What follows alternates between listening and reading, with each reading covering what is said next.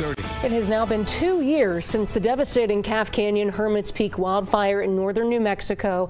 It burned through 300,000 acres, becoming the largest and most destructive fire in our state's history. And it all started with 2 U.S. Forest Service prescribed burns. Monica Logroño explains the changes the agency has made on a national level to prevent yet another tragedy.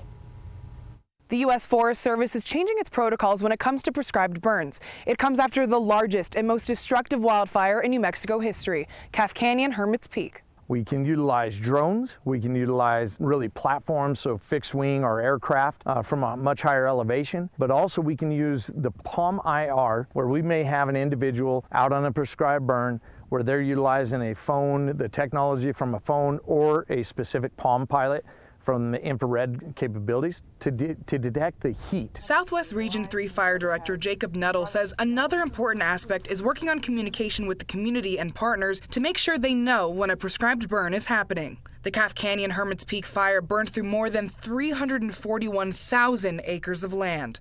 Both fires started as prescribed burns, which got out of control. Then they merged into one massive wildfire. Nuttall says if a prescribed burn gets out of control again, the Forest Service will be better prepared. The enhancement, though, out of the 2022 National Prescribed Fire Review is being able to identify contingency resources.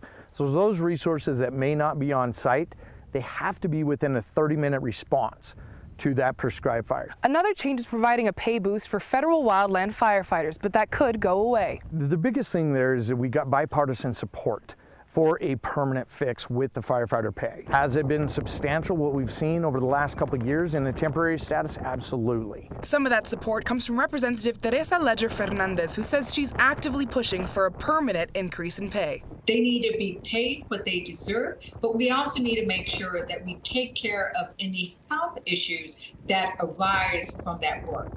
In the bipartisan infrastructure law, we included $600 million to increase their pay. I want to make that permanent, which is why in the appropriation process that we are now completing on my end, we have pushed for increased pay, specifically about $76 million and another $216 million. The U.S. Forest Service is trying to regain trust through more successful burns. Monica Logroño, KOB4.